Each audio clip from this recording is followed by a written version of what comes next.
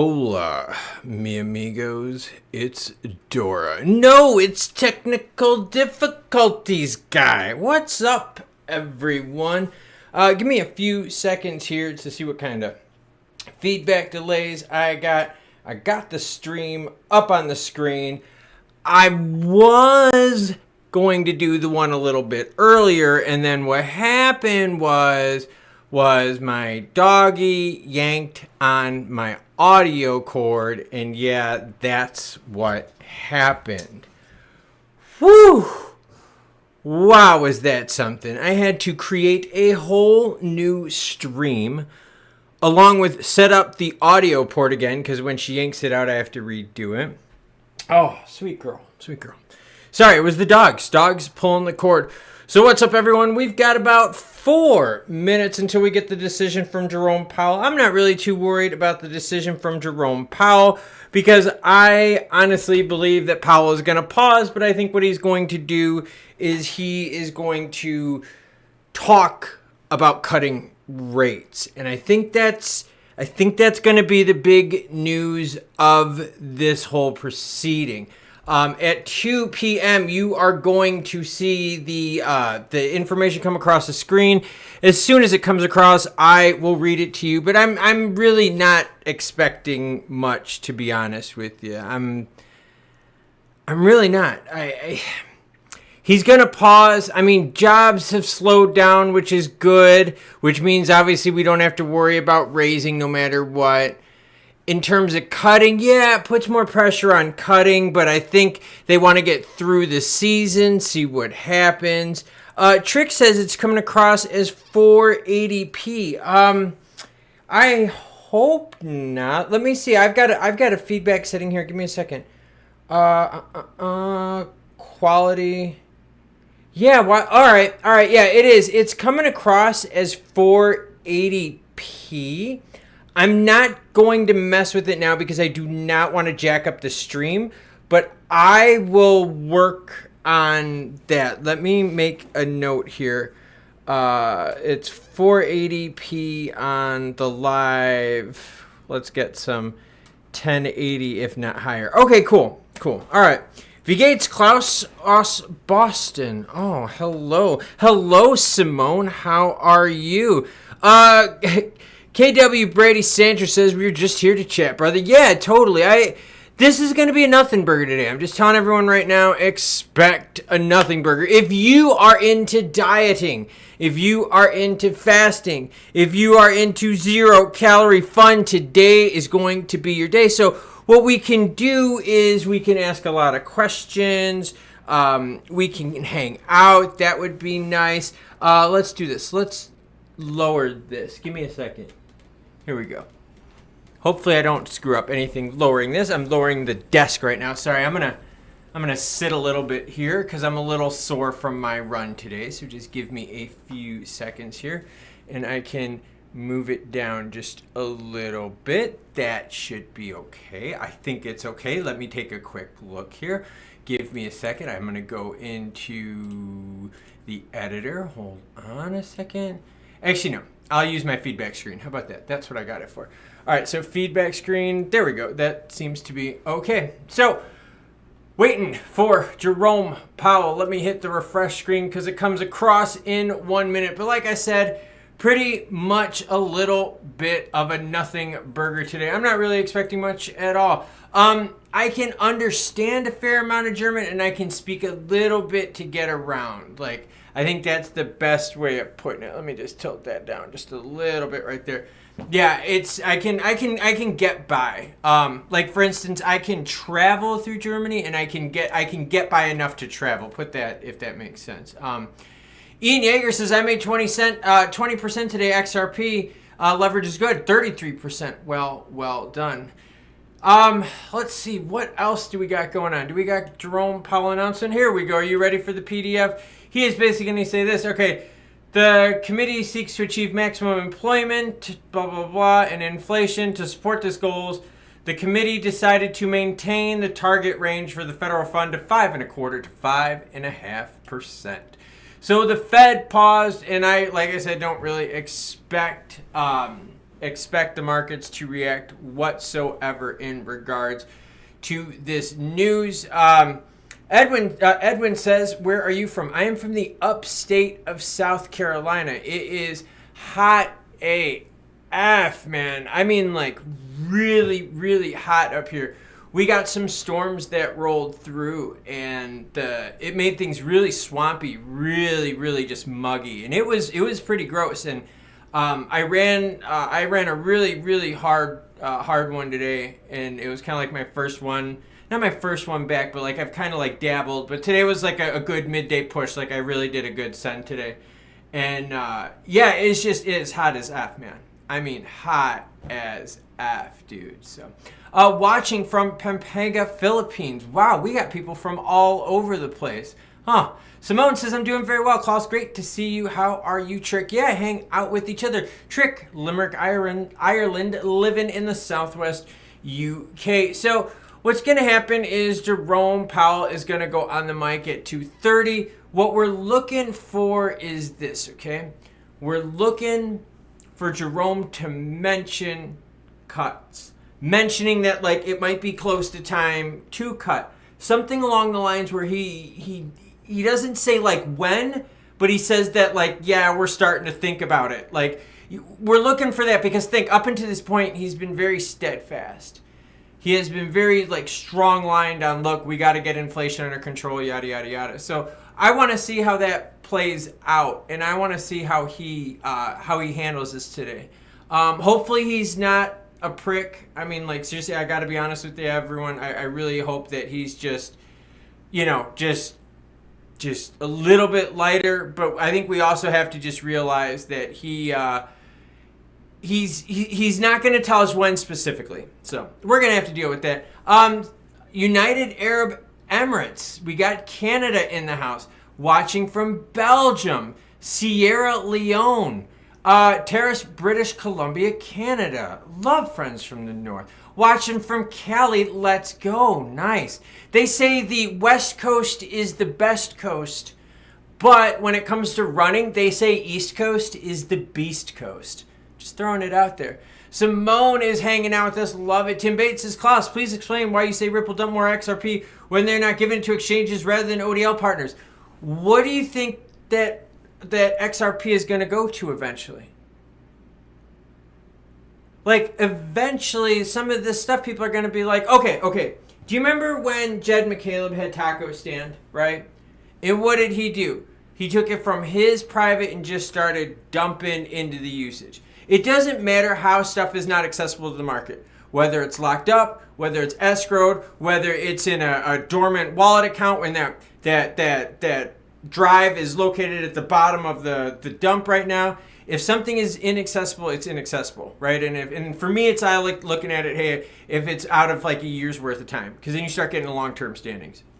So you look at it that way and you're like, okay, like, you get what I'm saying?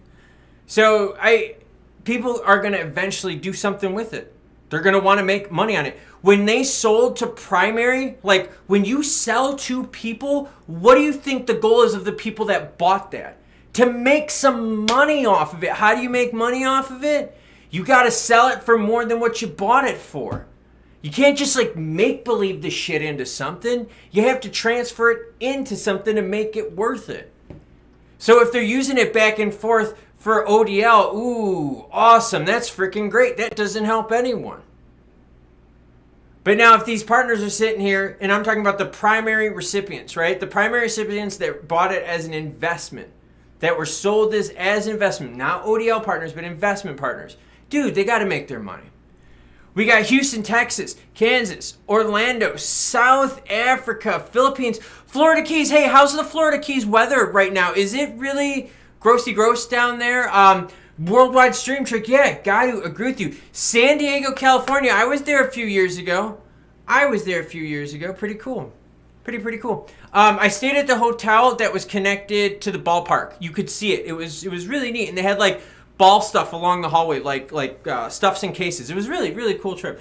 Chicago, Illinois, Triple G. Are you faking the funk? Are you really Chicago? Or are you suburb of Chicago? Oceanside, California. Ooh, baby. Tim, I'm talking about primary for investment purchases. When some of this XRP is sold, it is sold to primary people that are looking to make some money on the stuff. They might hold it for 10 years. They might hold it for 3 years. I don't know what the hell they do with it. They're going to eventually want to make some money. And how do you make money on it? You got to liquidate that asset. That's how that works. I like a year. Banks dropped interest rates here today. Thank you, Trick, for checking out with us. London, Italy, hot as hell, my dude. I know, it's gross. It's gross. Oceanside, Cali.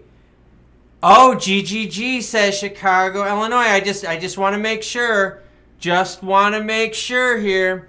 Let's see. XRP right now sitting at 64 cents. Good move here, by the way. Really, really good move. Lately, totally kind of doing its own thing. And I wish Des Plaines, Illinois. Well done, John Connor. Naperville, Illinois. Naperville, shut the hell up. You know where I grew up? Lisle, Illinois. Take that one, Naperville. Oh, man, GGG is in the house. Here, I got one. You guys want to hear a story? Statute of limitations have passed, so I guess it's totally freaking cool to let it fly. So, back in the day, I had this Camaro, and it was built, and it had a supercharger on it, and it was nasty. Big tired, suspension was built to hell, the rear end was built to hell. It was a 383 LT1, okay? Z28 was awesome, was red. Just big meat on it, 6-speed, it was awesome. Loved this thing, okay? Caged, harness, oh, sorry, anyways. Taking that ride out, and I took my little brother out on. My little brother is 10 years younger than me, okay? So this is past the statute of limitations, so I'm okay. So I take him out on 75th Street, and I'm like, dude, are you ready to hit it, man? And he's like, what, Klaus? I was like, dude, you better pull the straps down on the harness. We're going to hit this thing. And we were straight up on 75th Street, all right? Where college turns down that way, like if you keep taking college where it turns into Lisle. Hit it right there as soon as 75th Street opened up on the way to 53rd. Oh, my gosh. We made hit after hit after hit, dude, with that car just ripping the shit out of it. Just slicks, just roaring it up, dude, every once in a while. And then we would stop, look around quick. This was during the daytime, man. Totally messed up. Yeah, so there you go. Oh, just throwing it out there. That was from Lisle, Illinois, because we had someone from Naperville, Illinois. What state am I in now? I'm in South Carolina right now. I love me some South Carolina. John Slack said, had one of my 3.0 V6 Audi A6. I love the superchargers. I've had quite a few of them. Can you give Southport, UK a shout out? We had a terrorist attack a few days ago, 2 children murdered and riots after. You know, I've been hearing a lot about political unrest. And, okay, I'm just throwing it out there. What we don't want to see, what we're kind of like thinking and like we're kind of expecting is the bigger cities in the United States to really start struggling when it comes down to election time, things getting bad. Someone's not going to be happy this election, right? And it's been the protests, and it's been this, and it's been that, and it's been crappy. Like, it has. Always around election time. And don't get me wrong. Streetcar takeovers, right? I'm just going to throw it out there. I thought that was pretty cool. All right? Just being a dude that grew up with cars, like, I thought that was pretty freaking cool. But the idea is this political unrest stuff seems to be brewing, and there seems to be a lot of unhappy people. And unhappy people tells me one thing. That government and leadership just aren't doing the right things. And that bothers me. That really does. That really bothers me. KW Brady says, you're fooling Klaus. We know you're an IROC guy. No, I was an LT1Z28 guy. T-tops. Black and red. Red on the outside with the dark black and red interior. It was pretty cool. Cool car. I had a 425 horsepower all-wheel drive 490 at the crank. Very well done. I like that. I had a Lightning that my wife would drag race. It was pretty cool. The car was fast as shit, man. Ported blower on there. The intake was done. We re-geared the rears. We had slap bars. We had slicks on there. Different cams. I think what else? There was so much under the car. The different converter too. We had the upgraded converter in there, and yeah, she sent that thing, dude. That thing was fucking fast, man. Fast. Kai Borgi says, Klaus, you're a cool positive dude, bro. Keep up the energy. Thank you very much. Yeah, I'm having fun. I'm enjoying this. I wish there was like better news across the market. You know what I mean? Like when I zoom out here on the heat map, I do wish this was a little bit better. You know, I don't know. Like I get it. Like Bitcoin is fairly close to all-time highs. BNB is pretty close to it. But there's a lot of other ones. Like if we zoom in over here, there's a lot of homies over here that are nowhere near all-time highs, right? Same thing. If we keep scrolling the screen, there's a lot of players on the screen that are nowhere near all-time highs. So I don't know. I guess I would have liked to have seen a little bit more love flow into the alts. That's been the bummer. I will tell you that's been the bummer. Tiffany Atherson from Minnesota. Where at in Minnesota? I spent a lot of time up in Minnesota. Brainerd? Throwing it out there. Eli, Minnesota? I don't know. A little Rainy Lake action? Possible? Yeah, let us know. Fort Francis. Fort Francis, right? I think I'm almost positive it's Minnesota. That's where I crossed the border, was Fort Francis. There you go. It could be worse, Klaus. It could be worse. Yeah, I get it. It could be worse. It's just, the thing is that, like, there is money out there. Like, we're watching ETFs do pretty good on the BTC side. The ETH ETFs have been a complete just dog poo party, man. Dog poo party with ETH. And that, I mean, like, that's a letdown. Seriously, that was a big letdown. We saw that there was not a lot of, like, big money put in it. Hold on, let me get a drink here. This is, like, the most disgusting drink, by the way. Electrolytes. I've also got an extra salt thing that goes in there because I ran out in the heat today. A little bit of caffeine. And there's also it's like a fiber, like a liquid fiber, but it's in a weird like gel form, so it floats on the top. So you have to shake it and then drink it a little bit. It is so gross, but the heat just like takes all of it out of you, so you have to replenish your fluids and kind of get your system going.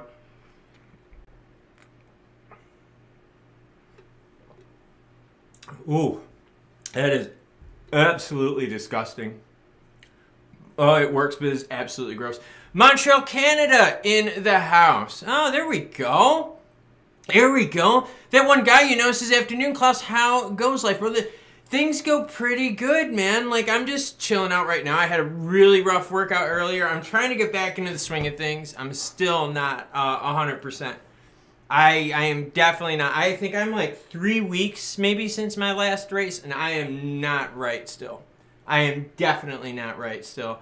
I have really good power in my legs, but my core seems off. Like when I did the race, I pulled my groin on both sides, and it really like I still finished the race like that, which really was maybe it wasn't that smart in hindsight, but like it really like pulled like really deep into like my groin, like my abs. Like when I pulled my groin, it like pulled everything like down there, and it's just has it been uncomfortable, man. Oh gosh. Let's see. John Slack says, sounds terrible. Oh.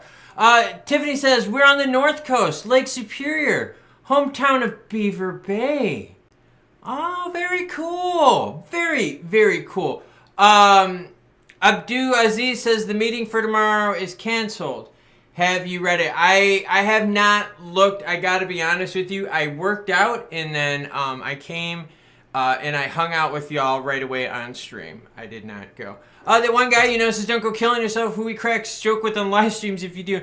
No, it's weird, man. Like, I pulled, like, my groin, dude, like, really deep on both sides. Like, I totally noticed it. And it's, like, it's thrown my pelvis out of whack, and, like, my man junk, like, does not, like, feel good. Because, like, dude, like, that's where your groin muscles, like, insert, like, way, like, high up. Like, we're talking, like, sacrum, like, way up there. And, like, dude, like, it's weird. Like, I've been, like, sitting funky and stuff like that. Oh, sucks ass, man. Drink the watermelon liquid IVs. It'll change your life. It's so good. I've done a lot of the liquid IVs, but this one I got to use. This is like extra electrolytes with caffeine and that the fiber stuff, that weird gelatin fake liquid fiber shit. Trick says, Klaus, can you stop talking about your groin? I'm getting a semi. My bad. Abdulaziz says, yes, Trick, it's on the SEC's website. Speaking of, guess what we got? 14 minutes, Jerome Powell. What are the odds that Powell is going to pause? They're pretty high. Well done, Klaus. 99% on the money right now. Artisan says, maybe you needed more ball butter. No lie, dude, my wife accidentally used my chamois butter. I kid you. Oh, I forgot. My camera's up here. I have my feedback monitors over here. My other one's up here. My wife accidentally used this. They're both like yellow on the end, and I did not put this in the correct basket, and she grabbed it, and oh, shit. Put that one out there. Oops. Glenn says, I'm from the Netherlands, 10 minutes from the German border. Dude, I've been to Germany how many times? I can't even tell you. Most of my family still lives in Germany. Kind of messed up, dude. Kind of messed up, man. John Slack says, we will see a purple tie today. Yeah, dude, totally going purple tie. Good call on that. That one guy, you know, says, I'm seeing all over X that he has decided to hold off. He has. He has decided to hold off. At 2 p.m. Eastern Time, it said, in support of its goals, the committee decided to maintain the target range for the federal funds rate of 5.25% to 5.5%. Basically, Powell saying, sit and wait. Yeah, I get it. It's just what we're thinking is maybe what's going to happen is that Powell is going to hint at when he might do the cuts, you know? Because, look, the thing is this, right?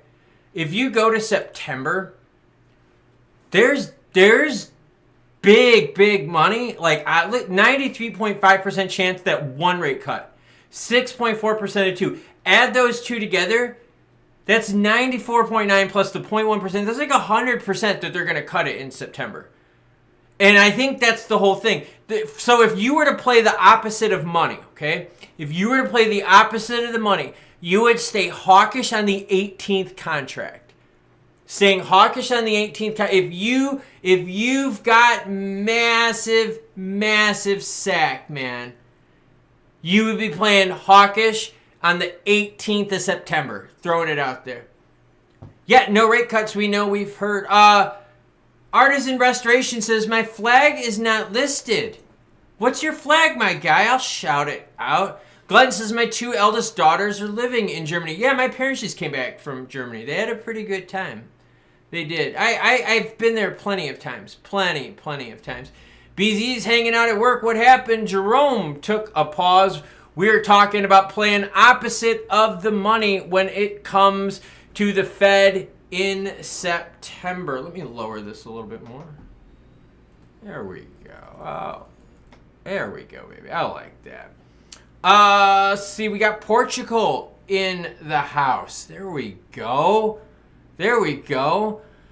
Yeah, we're hanging out to see what Jerome says. I don't expect the market to move much on it. I mean, you're going to see it get priced in. Once we eat this contract on the 31st, we're going to see it priced in a little bit more evenly spread, I believe.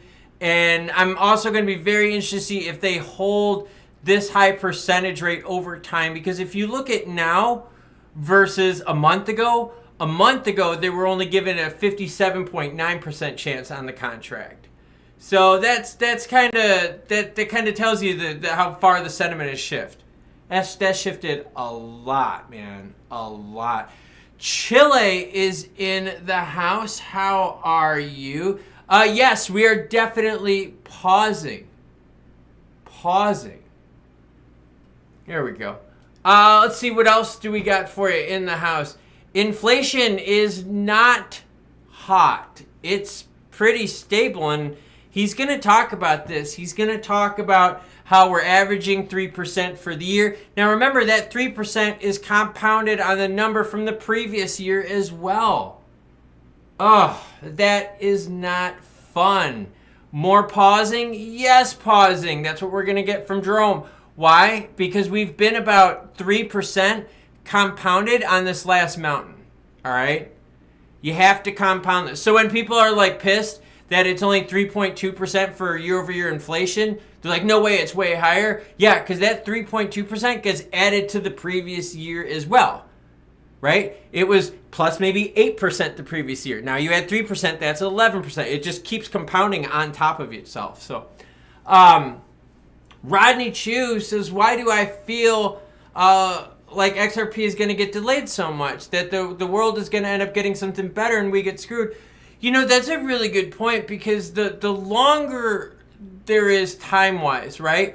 What does that do? That gives competitors more time to build. Gives competitors more time to do marketing. I mean, like, you have to think about this. If Ripple wasn't involved with the SEC, would they have launched their stablecoin sooner? Like, would their stablecoin already be in the books? Like, would that be it? I mean, you know, you got to think about that stuff. So it definitely gives other companies, other stable coins a hold. You know what we haven't done? Here we go. PYUSD. There we go. Let's take a look at this, okay? PayPal stablecoin. Let's see. I haven't looked at this piece of shit in a long time. Let's see how much money they got rusted into this baby right now. So they have about $617 million in it on a very recent $200+ million buy-in a few days ago.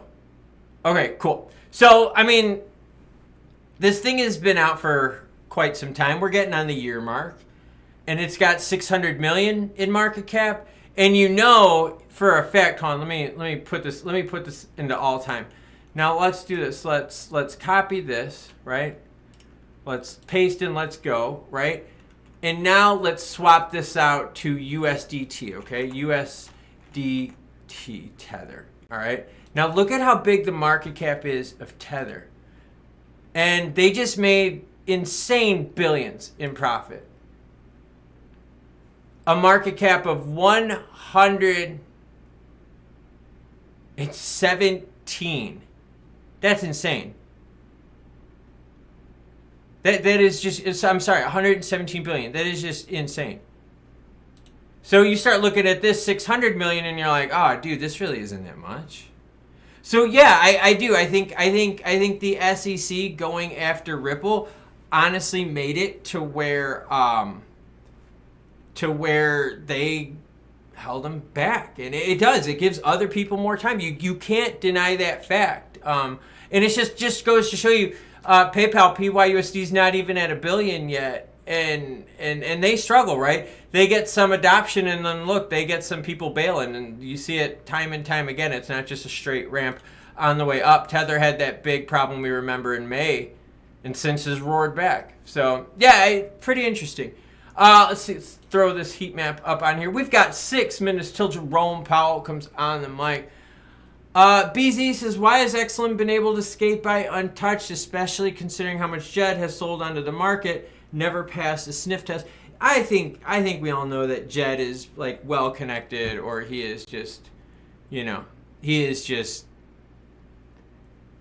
paying the right people the right things, okay? Maybe he's got a lot of advisors, you know what I mean? I don't know, dude. Like, there's something about that guy. Tim Bates says, Klaus is the whole market awaiting Taurus. Dude, I totally think so. I do, because we're waiting to see what the penalty is. And I think now what's going to be interesting about this is then this is going to open up the precedent for the SEC to kind of look at this and apply this model elsewhere. And I think a lot of companies can't handle or digest the penalty amount. They just can't. Library got roasted, right? I mean, that was one of them. Library got completely destroyed by the SEC. Their lawyers' fees and penalties were so much that they did not have money. So it kind of sucks, man. So yeah, I do. I believe though a lot of the market is waiting on Taurus, but a lot of the market right now is waiting on like what are you going to get new money wise into crypto? Like what's going to bring it in? BTC ETFs, okay, cool, but like, is that really going to attract like tons and tons and tons more money? I don't know.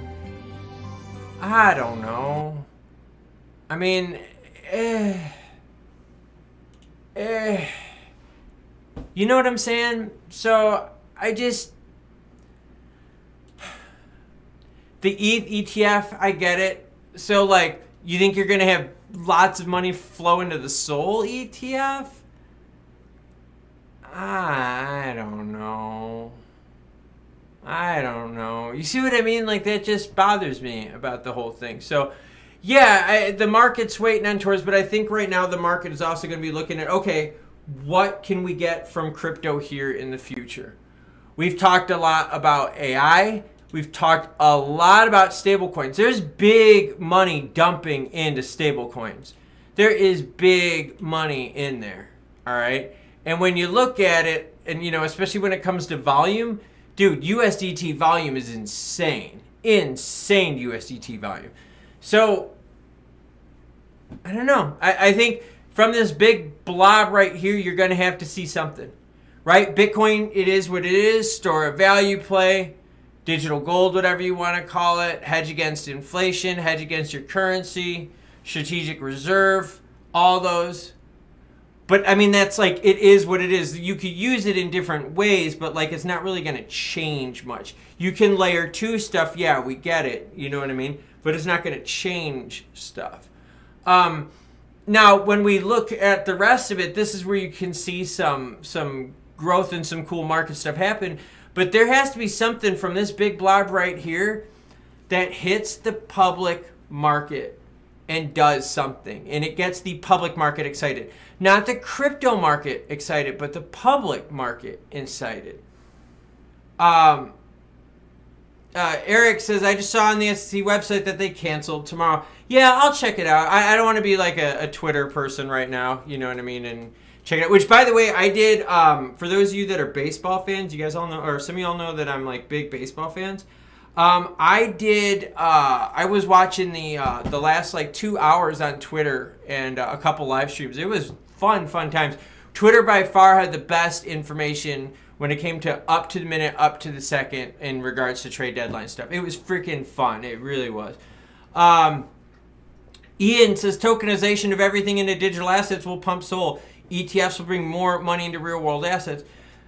Yeah, I mean, but does tokenization really help with adding to native asset value? You know what I mean? Like, there's no correlation to that. Like, there's not. Like, there's simply just not correlation to that.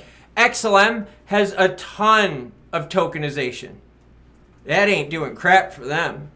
So that's what I'm saying. You have to be very careful what you tie your correlations to, because a lot of this has been venture capital pumped, and a lot of this has been speculatively heavily pumped. Brandon says the SEC is playing games at this point. Yeah, I mean, honestly, seriously, Taurus has got to speed it up. Plain and simple, man. Taurus has got to speed it up. JP is set to come on the mic in about a minute. When he does, I'm going to remove myself from the screen. And then what we will do is we will watch JP and see what he says, and hopefully he says something nice. K. Brady Sancho says you will get screwed with Sol. I get you on that one. All right, let me go into here. Let me go into my... Go on here. Give me 1 second. Just block me. Whee. All right, let's listen to my man. Good afternoon. My colleagues and I remain squarely focused on achieving our dual mandate goals of maximum employment and stable prices for the benefit of the American people. Our economy has made considerable progress toward both goals over the past 2 years. from a peak of 7% to 2.5%. We are strongly committed to returning inflation to our 2% goal in support of a strong economy that benefits everyone. Today, the FOMC decided to leave our policy interest rate there is no unchanged audio on and their to continue feed. to I reduce have our this securities is this holdings. is their feed at We are max maintaining our restrictive stance of monetary volume. policy in Well, order to F keep word, demand F in line with word, supply F and word. reduce inflationary This has pressures. just been one of those days We are where attentive to risks things on have both not sides of our dual gone mandate, right. and I will have more to say And about you know monetary what bugs policy me about this after briefly is I had the reviewing problems economic earlier with the developments. dog yanking the mic Recent cord, indicators and that suggest bugged that me. economic activity And now has I've continued got to the expand Federal at a solid Reserve pace. not GDP having growth any moderated audio to on 2.1% in the their first half of the main year, thing. Let's see down if we from can find some 3.1% Jerome last Powell. year. I don't even know if I want to watch Jerome Powell today, honestly. I don't know. There's part of me that just, I have zero sound on my end. Like, I do. I have zero sound on my end. From last year's robust pace, but remains solid. Yeah. Investment in equipment and intangibles has picked up from its anemic pace last year. In the housing sector, investment stalled in the second quarter after a strong rise in the first. Improving supply conditions have supported resilient demand and the strong performance of the U.S. economy over the past year. In the labor market, supply and demand conditions have come into better balance. Payroll job gains averaged 177,000 jobs per month in the second quarter, a solid pace, but below that seen in the first quarter. The unemployment rate has moved up, but remains low at 4.1%. Strong job creation over the past couple of years has been accompanied by an increase in the supply of workers, reflecting increases in participation among individuals aged 25 to 54 years, and a strong pace of immigration. Nominal wage growth has eased over the past year, and the jobs-to-workers gap has narrowed. Overall, a broad set of indicators suggest that conditions in the labor market have returned to about where they stood on the eve of the pandemic, strong but not overheated. Inflation has eased notably over the past 2 years, but remains somewhat above our longer-run goal of 2%. Total PCE prices rose 2.5% over the 12 months ending in June. Excluding the volatile food and energy categories, core PCE prices rose 2.6%. Longer-term inflation expectations appear to remain well anchored, as reflected in a broad range of surveys of households and businesses and forecasters, as well as measures from financial markets. My colleagues and I are acutely aware that high inflation imposes significant hardship as it erodes purchasing power, especially for those least able to meet the higher costs of essentials like food, housing, and transportation. Our monetary policy actions are guided by our dual mandate to promote maximum employment and stable prices for the American people.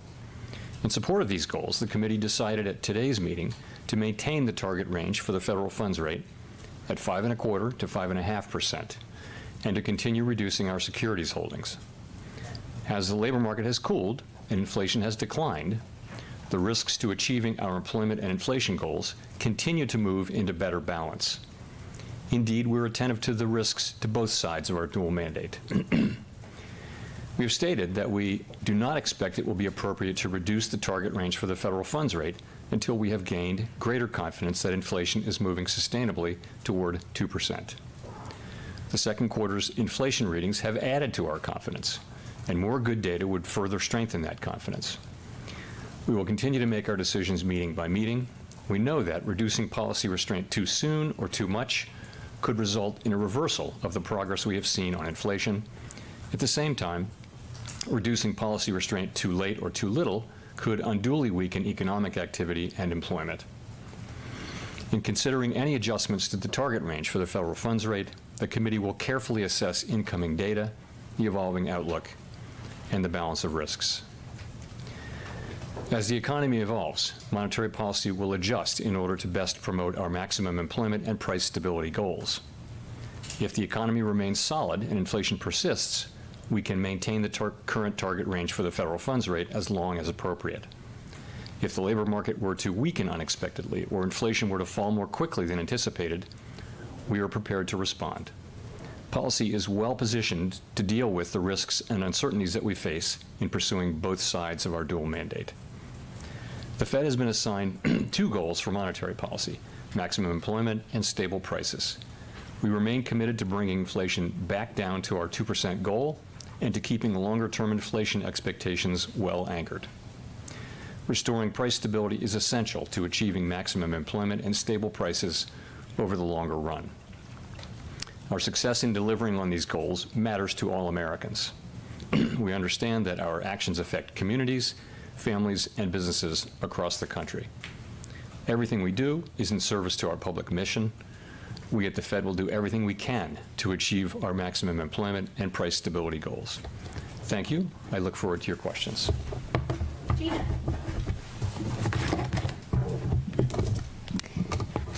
Gina Smilik from the New York Times. Thanks for taking our questions.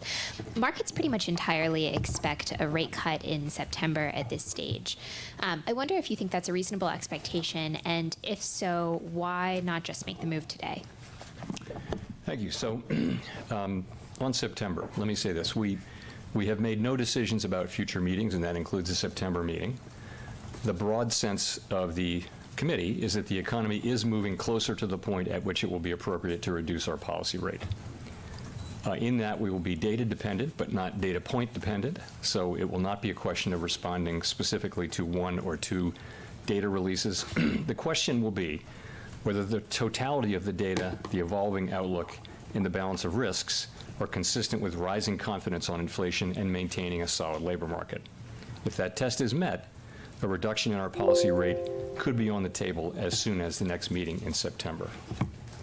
So you asked why not today, and I would just say, again, that the broad sense of the committee is that we're getting closer to the point at which it will be appropriate to reduce our policy rate, but that we're not quite at that point yet. Howard. So just to follow up on that a bit, if inflation behaves as you expect between now and September, would you regard a cut in September as sort of the baseline scenario right now? So I guess I would think about it this way. I'll give an example of cases in which it would be appropriate to cut and maybe that it wouldn't be appropriate to cut. So if we were to see, for example, inflation moving down quickly or more or less in line with expectations, growth remains, let's say, reasonably strong, and the labor market remains, consistent with its current condition, then I would think that a rate cut could be on the table at the September meeting. If inflation were to prove, stickier and we were to see higher readings from inflation, disappointing readings, we would weigh that along with the other things. I think it's going to be not just any one thing. It's going to be the inflation data. It's going to be the employment data. It's going to be the balance of risks as we see it. It's going to be the totality of all of that help us make this decision. And just to follow up on that, specifically, in what ways right now, given all you've seen over the last few months in particular on shelter, on services, et cetera, in what ways are you not confident right now that inflation is on the way back to 2%? I think it's just a question of seeing more good data. We have seen the last couple of readings have certainly added to confidence, and we've seen progress across all three categories of core PCE inflation. That's goods, non-housing services, and housing services. So it's really just, we had a quarter of poor inflation data at the beginning of the year. Then we saw some more good inflation data. We had 7 months at the end of last year. We just want to see more and gain confidence. And as I said, we did gain confidence, and more good data would cause us to gain more confidence. Colby. Thank you. Colby Smith with the Financial Times. The March SEP pointed to 3 cuts in 2024 with core inflation at 2.6% and the unemployment rate at 4%. Since we're now at that level in terms of inflation and already beyond what was projected for the labor market, I'm just wondering if that rate path is back to being the best guidepost for policy rather than, let's say, the shallower one laid out in the June SEP. So I would just say, really the path ahead is going to depend on the way the economy evolves. And I can't really give you any better forward guidance on it than that. We didn't, of course, do an SEP at this meeting. We will do another one at the September meeting. I would just say I can imagine a scenario in which there would be everywhere from 0 cuts to several cuts, depending on the way the economy evolves. And I wouldn't want to lay out a baseline path for you there today. I've said what I can say about September and about today, though.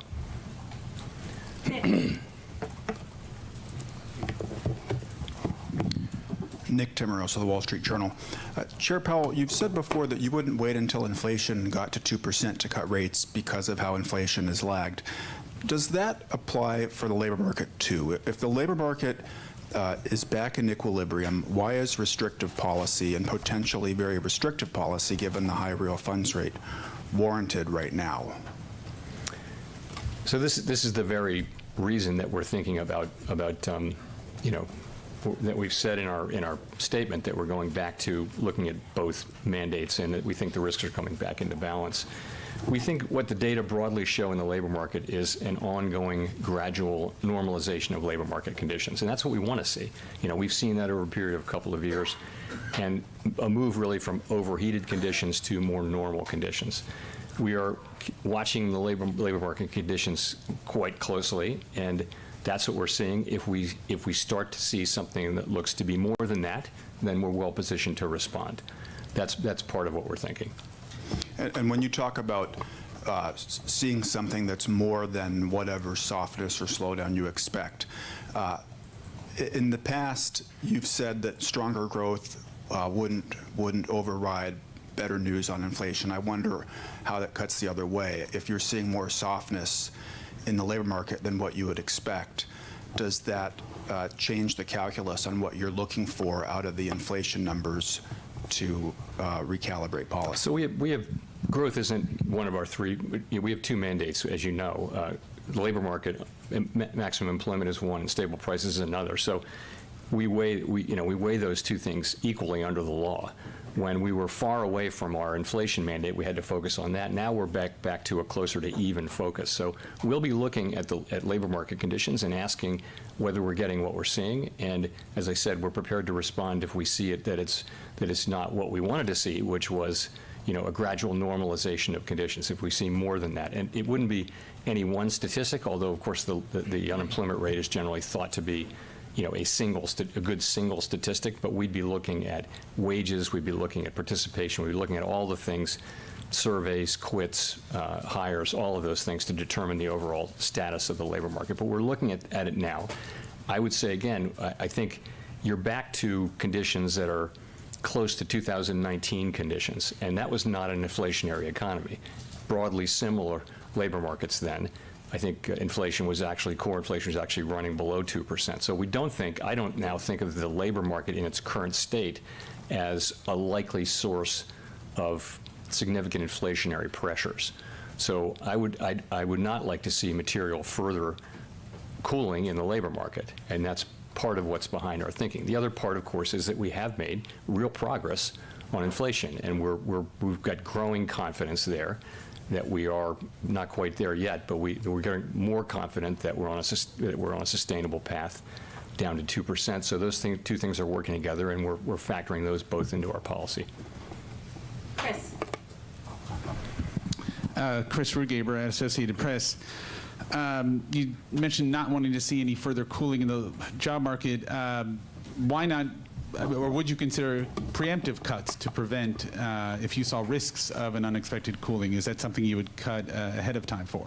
So I wouldn't say I wouldn't want to see any other cooling. It would be more of a material difference. If we'd be looking at this, and if we see something that looks like a more significant downturn, that would be something that we would have the intention of responding to. So in terms of I don't think of it that way. I think of it as, we're actually in a good place here. We're balancing these two risks of, go too soon and you undermine progress on inflation, wait too long or don't go fast enough, and you put at risk the recovery. And so we have to balance those two things. That's the nature of having two mandates, and I think this is how we balance them. it's a rough balance, but it does feel like again, the labor market feels like it's in a place where it's just a process of ongoing normalization. 4.1% unemployment is still historically low. And we'll just have to see what the data show us. And just to follow quickly, wanted to see what you thought of the recent JOLTS report, which did show gross hiring has come down even below 2019 levels. Layoffs remain low, so it painted a picture of a very static labor market. Is that sustainable in your view, or something that is worrying? Thank you. So I think all of the data points continue to point to kind of the direction we would want to see. So that was taken as there was a decline in job openings. That was good. Today's ECI reading was a little softer than expected, so that's a good reading. It shows that wage increases are still at a strong level, but that level continues to come down to more sustainable levels over time. That's exactly the pattern that we want to be seeing. So I think the data we've been seeing in the labor market are broadly consistent with that normalization process. Again, we're closely monitoring to see whether it starts to show signs that it's more than that. Steve. Steve Leisman, CNBC. Mr. Chairman, back in March, you talked about cutting rates as a process, and in June, you talked about the idea that, well, one rate cut wouldn't do anything. So I wonder if you can sort of follow up on Colby's question. Talk about, are you weighing the economy right now in terms of its ability to withstand multiple rate cuts? Talk us through the process that you're thinking, or is it just one rate cut? Or are you in the process now of thinking that rates need to be normalized here? Thank you. Yeah, I can't really say that, honestly. We've seen, significant movement in the labor market. And, we're very mindful of this question of is it just normalization or is it more? We think it's just more normalization, but we want to be in a position to support the labor market. At the same time, we're seeing progress on inflation. So, we actually got to this, we raised rates a year ago at the July meeting.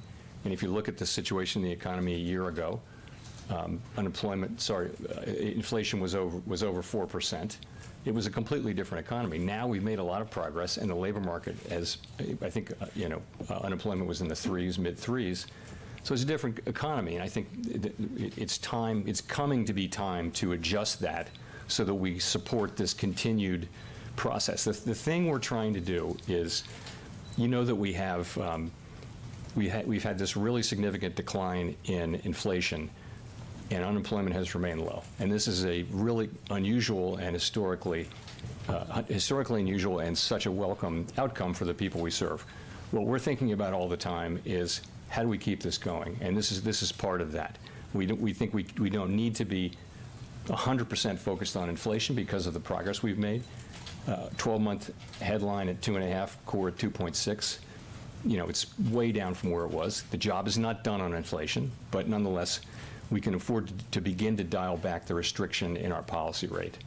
And I think we're just as part of a process. In terms of what that looks like, I think most rate, you would think in a base case that policy rates would move down from here, but I don't want to try to give specific, forward guidance about when that might be, because the pace at which it might happen, because I think that's really going to depend on the economy, and that's highly uncertain. Rachel. Hi, Chair Powell, Rachel Siegel from the Washington Post. Thanks for taking our questions. On inflation, do the past few months of good reports look like what we saw last year, where you really had a lot of momentum with a few bumps in between? Would you characterize that kind of momentum as back on track at this point in the year? Actually, what we're seeing now is a little better than what we saw last year. Last year, as we pointed out late in the year, a whole lot of the progress we saw last year was from goods prices, which were going down at an unsustainable rate, disinflating at an unsustainable rate. This is a broader disinflation. This has goods prices coming down, but we're also now seeing progress in the other two big categories, non-housing services and housing services. So, so the thing is, you got 1 quarter of that. We had 7 months of low inflation. You got 1 quarter of this. I would say the quality of this is higher, and it's good, but so far it's only a quarter. So I think we need to see more to know that we're, to have more confidence that we're on on a good path down to 2%. But as I mentioned, our confidence is growing because we've been getting good data. And things like the ECI report and, frankly, the softening in the labor market conditions, give you more confidence that the economy's not overheating. It doesn't look like an overheating economy. And it looks like an economy that's normalizing. Okay. And if we were to think about the first couple of months of the year, is there any sense now that they were these blips that could have actually allowed for earlier rate cuts, as were some of the projections going into 2024? So the thing about if what it is seasonality, and it could just be, it's very, very hard to do appropriate seasonal adjustments. If that's what it is, then that actually implies that other months we're reporting too low inflation. If you smoothed it out, it's a zero-sum game. And that's why we look at 12 months. We look at 12 months because that takes all that out, all those effects out. 12-month now is 2.5% headline, 2.6% core. This is so much better than where we were even a year ago. It's a lot better. Now, the job is not done. I want to stress that, and we're committed to getting inflation sustainably down to 2%, but we need to take note of that progress, and we need to weigh the risks to the labor market and the risks to our inflation target now more equally than we did a year ago. Michael McKee. Michael McKee from Bloomberg Radio and Television. I'd like to ask you about the balance of risks as the American people see it. At this point, is the risk greater to leave interest rates where they are, given the damage that higher interest rates do to the economy in slowing demand and raising prices? Or is it more important for the American people that you keep rates where they are to bring inflation down? I think that we've been given an assignment by Congress. This is how we serve the American people, is by achieving maximum employment and price stability, right? And so in our, quasi-constitutional document, the Statement on Longer-Run Goals and Monetary Policy Strategy, we look at the two goals, and if one of them is farther away than the other, the two variables, inflation and employment, if one is farther away from its goal than the other, then you concentrate on the one that's farther away, and you take account of the time to reach the goal. So for the last couple of years, the best service we could do to the American people was to focus on inflation. But as inflation has come down, and I think the upside risks to inflation have decreased as the labor market has cooled off, and labor market has softened, probably the inflation is probably a little farther from its target than is the employment, but I think the downside risks to the employment mandate are real now. So we have to weigh all that. And if you think about where that takes us, is we have a restrictive policy rate. It's clearly restrictive. It's been the rate we've had in place for a full year. And the time is coming, as other central banks around the world are facing the same question, the time is coming at which it will begin to be appropriate to dial back that level of restrictions so that we may address both mandates. Well, you have event risk, basically, with the jobs report on Friday and another one before you meet again. Are you certain that you won't fall behind the curve and lead to unnecessary unemployment if you wait until September? Certainty is not a word that we have in our business. We get a lot of data between now and September, and it isn't going to be one data read or even two. It's going to be the totality of the data, all of the data, and not just it. And then how is that affecting the outlook, and how is it affecting the balance of risks? That's going to be the assessment that we do. Of course, we'll all look carefully at the employment report, but so much other data coming in, and so much happening between now and the September meeting, and we'll make a judgment. Edward. Thank you, Mr. Chairman. Edward Lawrence of Fox Business. I do want to dig deeper on what Michael and what Nick were asking. There's a shift in the statement to balance between the focus between inflation and jobs. Looking at the job sides, we've seen wage data show sort of an abrupt slowing. We're hearing on earnings calls from companies like Intel abrupt layoffs. In the jobs report from the BLS, government jobs has been a leading creator. Could the government jobs as a sector hiring mask underlying weakness in the jobs report? Well, we'll look at everything. We've seen some tendency to have a narrowing base of job creation in some months going back, but then we've had some months where job creation was broader, and also the headline number of jobs has come down. So, but you look at the whole thing, and I think you do look at private demand extra carefully, to your point about government. So we'll just be looking at all those things. So as a follow then, so could the Fed then be behind the curve? Because you said some of the reports, last meeting, you said the reports could be noisy or overstated. Was there a discussion of what kind of discussion was there for a cut today? And could the Fed be behind the curve? Yeah, so look, the objective is to balance the two risks, right? It's the risk of going too soon and the risk of going too late. We've been, we had 7 months of good inflation data at the end of last year. We said we wanted to see more. We pointed out that too much of this was coming from goods, and sure enough, the first quarter wasn't great inflation data. Now we've got another quarter that is good, and we're balancing the risk of going too soon against the risk of going too late. That's what we're doing. There's no guarantee in this. It's a very difficult judgment call, but this is how we're making it. But in terms of today, your question about today, we did have we had a nice conversation about this issue today. The overall sense of the committee, as I mentioned, is that we're getting closer to the point at which it'll be appropriate to begin to dial back restriction, but we're not quite at that point yet. We want to see more good data. The decision was unanimous. All 19 participants supported it.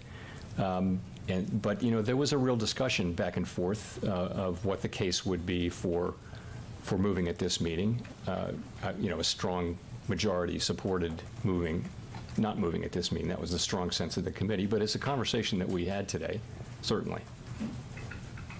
Courtney. Courtney Brown from Axios. Thank you for taking our questions. When the Fed was raising rates, there was a lot of conversation about long and variable lags.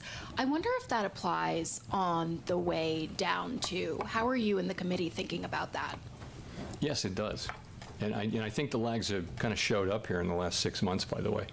You really do now see the restriction, whereas, even a few months ago, people were questioning how restrictive policy was. Look at the labor market now. You can see, and look at rate-sensitive, interest-sensitive spending. You really do see now that policy is restrictive. I wouldn't say it's extremely restrictive, but it's certainly effectively restrictive. Yes, the lag should be on the way down. It should take some time to get into the full economy, affect financial conditions, and that affects economic activity, hiring, and that kind of thing, and ultimately inflation. It's not instantaneous, although it's faster than it used to be because markets move now in anticipation of our moves. So are you worried then that if monetary policy acts with long and variable lags, even when you're lowering interest rates, it might be too late for the Fed to help stave off any kind of slowdown in the labor market or broader economy? Yeah, we have to worry about that. Just to make it clear, it's a very difficult, challenging judgment, and we don't want to go too soon. We don't want to go too late.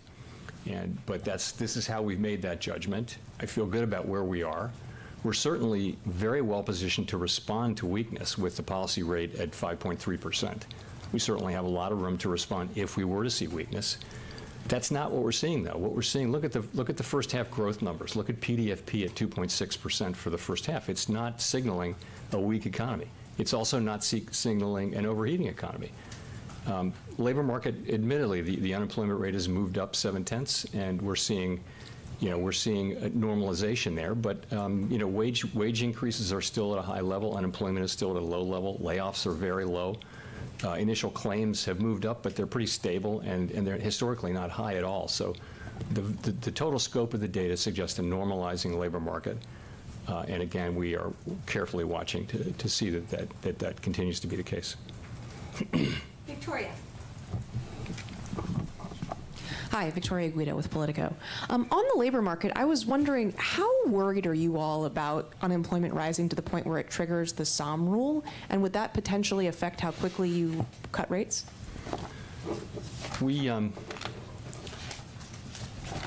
So I would just say that the question really is one of, are we worried about a sharper downturn in the labor market? So, and the answer is we're watching really carefully for that. We're aware of that rule, which is really a I would call it a statistical thing that has happened through history. A statistical regularity is what I'd call it. It's not like an economic rule where it's telling you something must happen. So again, what do we see? What are our eyes telling us? We look at all the things we're seeing, and what it looks like is a normalizing labor market.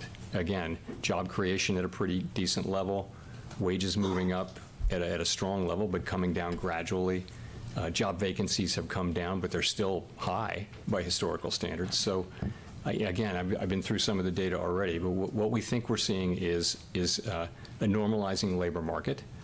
And we're watching carefully to see if it turns out to be more, if it starts to show signs that it's more than that, then we're well positioned to respond. Is there a reason to think that the labor market might behave differently this time than it has historically? I think, history doesn't repeat itself. It rhymes. I think that statement is very true about the economy. You never assume it's going to be just the same. An example would be, is there a trend increase in the level of vacancies? There are many, many examples, so it's never exactly the same. Also, let's remember that this pandemic era has been one in which so many, apparent rules have been flouted, like the inverted yield curve, for starters. So many pieces of received wisdom just haven't worked, and it's because the situation really is unusual or unique in that so much of this inflation came from the shutdown in the economy and the resulting supply problems in the face of, admittedly, very strong demand. So the whole situation is not the same as many of the other prior inflation or downturns that we've seen, or business cycles that we've seen. So we're having to learn, we're having to, to be very careful about the judgments that we make, I would say. So we don't assume that these regularities will just repeat themselves automatically. Amara. Thank you, Chair Powell. I'm Mara Mokwe with Bloomberg. There seems to be quite a difference between what the anecdotal data are telling us, such as the very recent downbeat beige book, and the hard data. Do you take those anecdotes seriously? That is, that the economy and labor market are cooling much more rapidly than what's shown in the data? So I do take that seriously, and the beige book is great. What's even greater is hearing the Reserve Bank presidents come in and talk about their conversations with businesses and business leaders and workers and people in the non-profit sector in their districts. But I'll tell you, it's a pretty, the picture is not one of a slowing or, a really bad economy. It's one of, there are spots of weakness, and there are regions where growth is stronger than other regions. But overall, it's, again, look at the aggregate data. Aggregate data is, particularly PDFP, private domestic final purchases, is 2.6%, and that's a good indicator of private demand. So we listen to all of that, and it does. I think it's important to listen to anecdotal data and not just look at the aggregate data. Especially, it's very hard. GDP data can be volatile quarter to quarter, so it's just hard to measure economic activity. There are it's just difficult to do. So I look at both. Yeah, but I wouldn't say that the anecdotal data is uniformly downbeat. It's more mixed.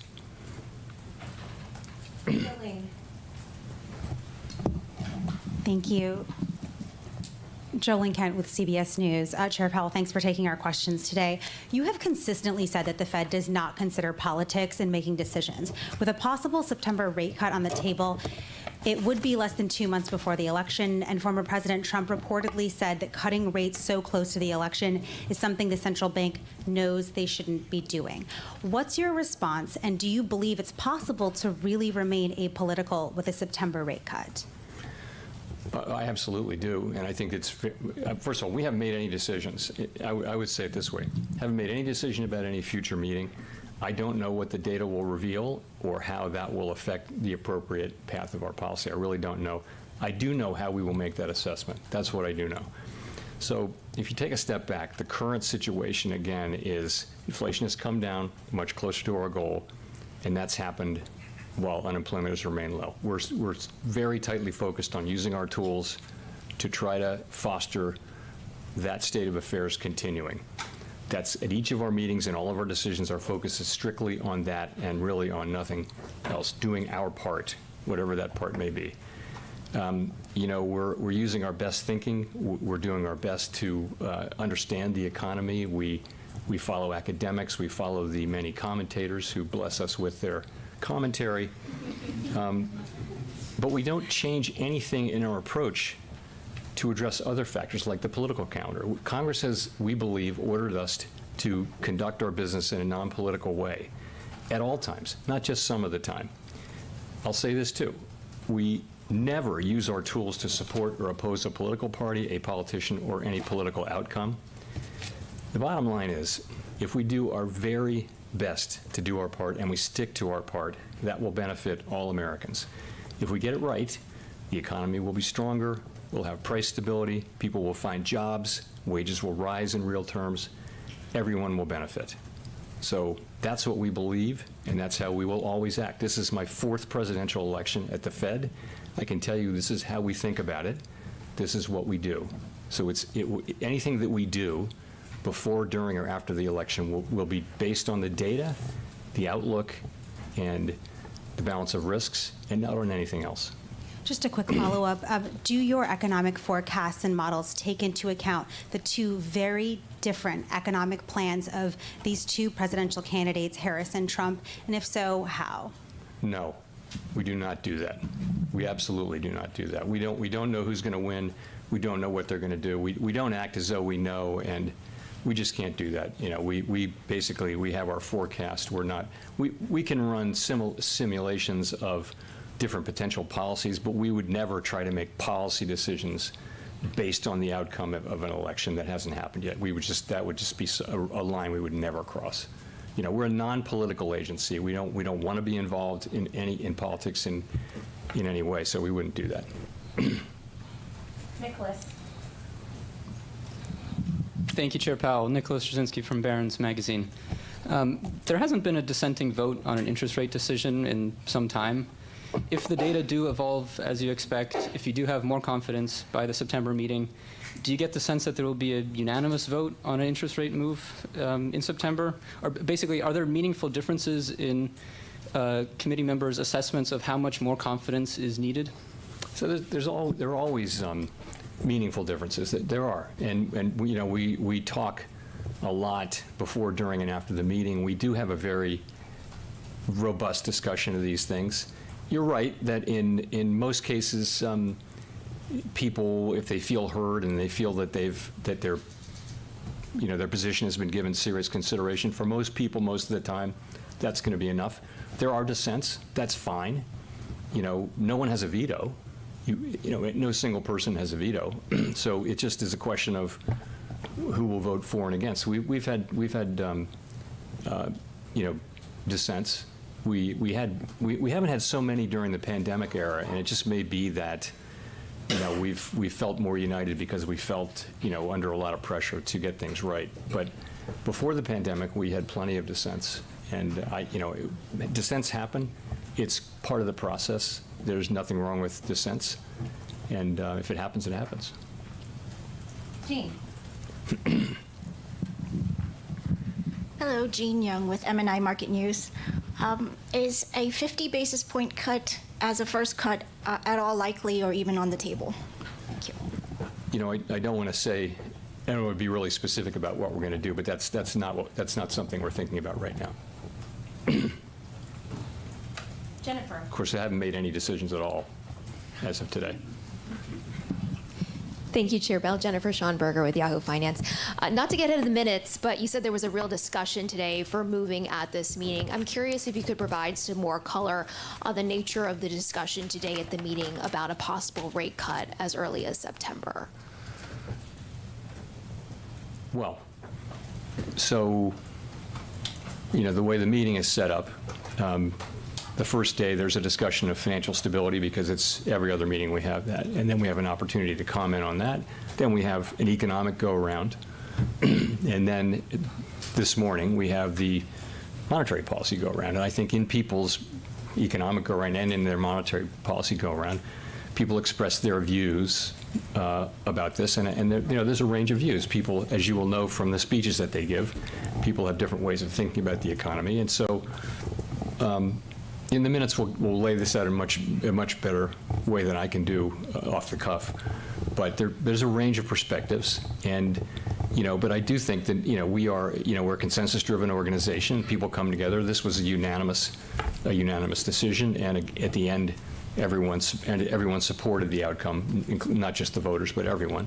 So I would also say some people examined the possibility, the case for moving at this meeting, but overwhelmingly the sense of the committee was not at this meeting, but as soon as the next meeting, depending on how the data come in.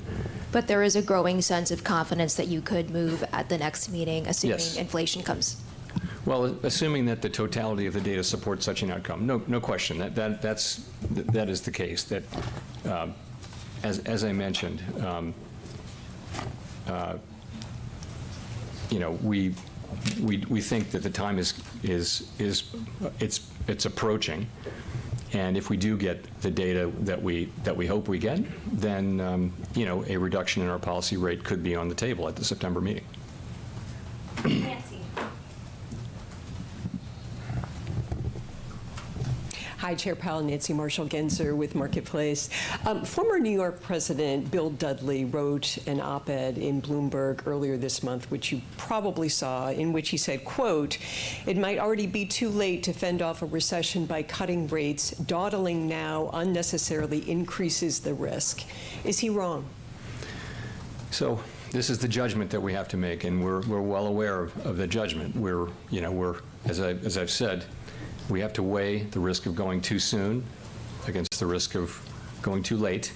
If we go too soon, we can, we had a lot of advice, to go ahead and cut after the 7 good months of last year. We didn't. We said we needed to see more. Then we saw some higher inflation. We've seen 1 quarter of good inflation, and we've seen the labor market move quite a bit.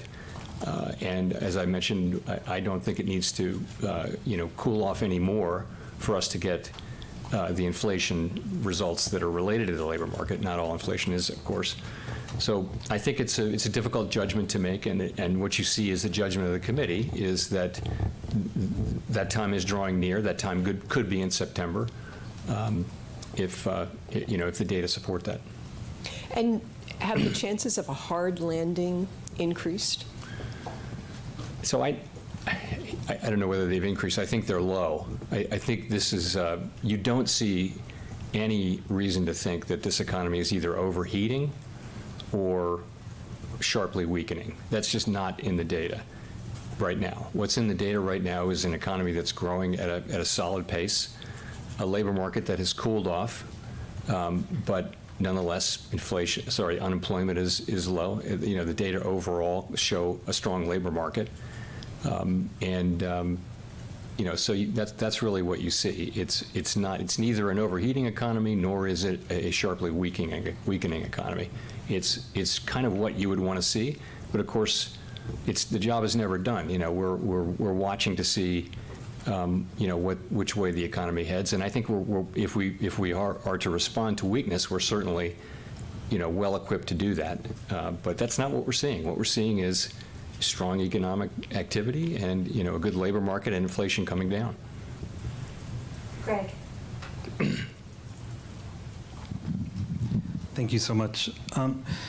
In the minutes of the June meeting that came out a few weeks ago, there was a discussion about communications, and some Fed officials said maybe the Fed wasn't as clear enough about its reaction function. And when I talk to the commentators who bless you with their comments, they say that they really don't have a sense of what is going to judge, maybe not the first cut, but the pace of the cuts going forward. They don't have a good sense of that. Is there anything you can say, like, how will we judge that?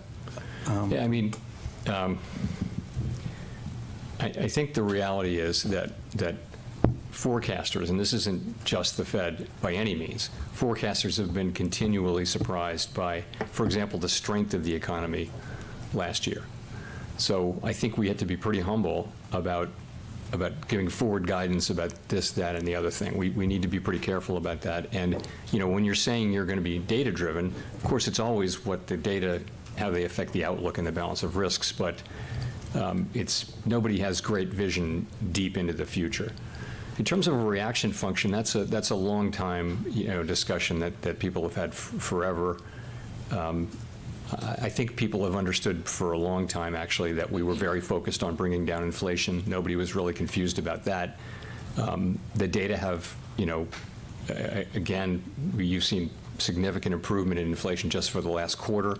Markets move around on the data, really, not so much. It's not really what we're going to do. It's more just that the data keep coming in, and markets are very, very responsive to that data right now. Go to Jeff for the last question. Thank you, Mr. Chairman. I'm going to change gears on you just a little bit from all of the rate talk and whatnot. With Fed now being in the books for a little over a year, there hasn't been a whole lot of talk about central bank digital currency, and wondering if you could give us an update on where things are with that. Is that considered a dead issue now? Is it still something that's being discussed within the committee, and what's happening with that? It's not something that comes up at all in the FOMC. So more broadly, digital finance is an area that has really significant implications for payments generally, instant payments, and it's something that's going to really change the way it's going to make more efficient and hopefully safer and all those things, the way payments are made around the world. And so we have people who are researching that and trying to keep up to speed, because we play an important role in the payments sector, both as a convener and as an operator too. In terms of a CBDC, there's really nothing new going on. There's not much going on at all. We don't have the authority to issue a retail CBDC that's available to the public. We're not seeking that authority. So what we're doing is keeping up with developments there. Pretty much every major central bank in the world is at least doing that. Some of them are actually seriously looking at implementing a CBDC. We're really not. We're really just evaluating, the story and what's happening out there. I think it's work that we need to be doing, which could be very beneficial down the road. But we don't have on a CBDC. We don't have any plan. We would need to go to Congress, and we have no plan to do that. No one here has decided that we think it's a good idea yet. Thank you.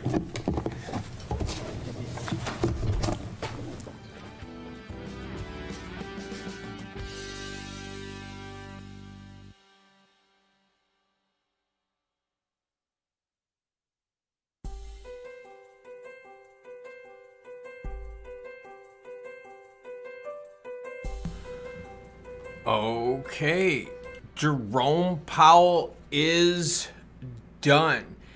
And what were we really expecting, right? I mean, honestly, what were we expecting? Now, I'm just saying, all right? Markets obviously priced this in. We knew it was up. Not a big deal, okay? Let's just be honest. This wasn't a big deal. If he pauses September, do we risk crushing the market?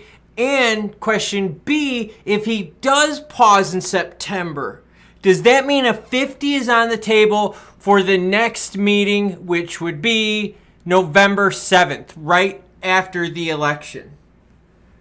So this is really kind of pivotal here, because I mean, look, all right. He cuts rates the next time around, okay? I think everyone feels comfortable with that. As mentioned in the chat, Canada's had some rate cuts. We've seen rate cuts all across the effing globe, but we haven't in the United States. So if he cuts at the next meeting, we're cool with it. If he pauses the next meeting, damn. So, I mean, we really have to... Yeah, we really have to watch this. Now, do I personally think that one more hold at this rate is going to mess us up? Not really. I mean, you're telling me that jobs are going to be so different 30 days from now if he does cut it a quarter? No. Cutting it a quarter isn't opening the floodgates. It's just taking us from 525 down. So what, you know what I'm saying? We're at 525, 550. That takes us to what? 500, 525? Ooh. What are you going to... That's what I'm saying. It's he pauses, there's a higher risk of damage. Right? That September contract, if he pauses, and let's refresh it to see what the odds are now real quick here. He's at a 99% chance that the hit is going to come in September. I'm sorry. Let's go to September. My bad on that. 99.99% chance. I mean, dude, that's messed up. If he pauses at the next meeting and bucks the trend, there is massive money to play against this. You are never, ever, ever supposed to bet against the Fed. They tell you you will lose. But holy shit, could there be a play here? If you really think the Fed is going to pause, there would be some hot prop action to take on that. Whoa. Come on, now look at how heavy the odds are stacking. They're stacking pretty high. People are putting their marks down. Doug English says he will pause the next meeting. He will pause the next meeting because their books are cooked. It's an illusion. So if he pauses the next meeting, what happens? It's not like housing is going to get better. It's not like businesses are going to be like, oh yeah, let's just pour money in now, but money's a quarter cheaper. No. Businesses are waiting for this to get into the low 4s, high 3s. And probably going to be middle next year.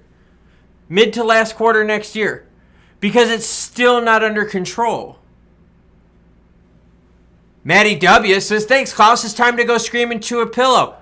Dude, do it right now, man. You don't have to scream. Just let it fly. Just let it fly.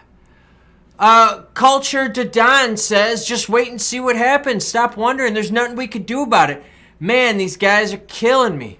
Yeah, I like to be informed, though, about the odds and about the money flow. I am really, really big into that. You guys want to do some DGen World? DGen World, let's do it. DGen World, okay. All right, let's look at the money numbers coming in. Trump, a 57% expected win for the presidential election in 2024. 39% for Kamala Harris. Look at that. I'm just showing you where the things are moving here. What's the activity on the play? Oh, look at that. There's a lot of no's. There's a lot of play on the no side. Oh, okay. So yeah, there's something to go. You guys want to look at crypto real quick? Let's do it. DGen World. Let's do it. DGen World. What price will BTC reach in July? That one's a pretty much dead one. Let's see. What's a real good one? Okay, Bitcoin above 68,000 on August 2nd. Let's think about that. 68,000 on August 2nd for Bitcoin. We're sitting at 66,141. We got a couple days for that. What are your thoughts on that one? What are your thoughts? I'm just kind of curious. What about, look at this, ETH 3,300 on August 2nd. You think ETH is gonna make it these next few business days? You think outflows are gonna be a problem with that? That's ETH 3,300 above August 2nd. Wow. Huh. How about Sol? 180 on August 2nd. 49% chance. Take a look at Sol. 180 pretty much as we speak. Peter Gozener says, I'm not sure why everyone is getting worked up. You called this the whole time and you were correct. Yeah, I know, but it's fun to wish for it's fun to wish to be wrong and for it to be good news. Like, I remember I was in like the more so in the no cuts. We'd be lucky if we got one. That was my thinking at the beginning of this year. Like, dude, this is not going to be juicy. The Hawk Trick, which, by the way, thank you for the super chat, Trick. Greatly appreciated. Seriously, way too kind of you. Trick's known as the Hawk in these lands because of his hawkish stance, saying, hey, we might not get any for the year. Now, granted, market conditions are changing, and we're seeing that play out right now. That's why it's exciting. But it's when does he pivot? Last Chance says, trying to sell a house here, need a better rate. Yeah, that's the thing. I mean, so if it goes down a quarter, right? We knock it down 25 basis points. What happens? What happens, right? Like, does it really open up the floodgates for housing? Do people really want to put their homes in the market? No, because guess what? In the États-Unis, otherwise known as the United States, we're getting into August. The home selling season, the big rush, is almost over. Most kids are already back into school, and that's when home season is selling is big out here. So when it comes to rates in the United States, you know as well as I do, there's not going to be as much inventory in the old market, right? That's not the deal. So yeah, we got to keep our eyes open. Acid says, what happens if it pauses? Well, there was a pause. The problem is, let's hope there's not a pause in September. But then in September, the problems, all right, the problems are, and this is just from a political thing, I'm just telling you from a political strategy thing here. If there is a rate cut in September that causes a temporary market boom, right, where the markets get a sigh of relief, like finally he's taking our foot off of our throats here, dude, the markets can definitely move on that action. And that would look really good for the Democrats to come into this and say, hey, look, we've turned things around. We've got things going on the right level. This is why you should vote for us. Keep us in office. Keep the group in office. We're going to make things happen. So from a political standpoint, the cut in September hugely favors the Democrats. The Republicans right now can easily run on the fact that, hey, do you want the same Democratic monetary policy? Do you want the same Democratic spending habits? I mean, like they can easily run on that platform. But they can't run on that platform if all of a sudden the economy really picks up. Right? If we get a short-term, even if it's a short-term bubble, so what? You know what I mean? Oh, God. Brian Shoemaker says, assuming it didn't do a stupid, I sent a gift to your email. Well, thank you. I appreciate that. I will check it later. Hopefully it's not a virus or anything funky like that. I can use a virtual machine and tackle that later, I guess. But thank you, though. No, I'm kidding. Move to Mexico. Dude, I'm still planning a trip. Got to figure out where I'm going to go. I think time frame-wise, I'm from November to February is my window. November to February, I want to hang out somewhere. Somewhere in that time frame. Tim Bates says, Klaus, the home sales numbers were very good this morning, causing a strengthening of the dollar.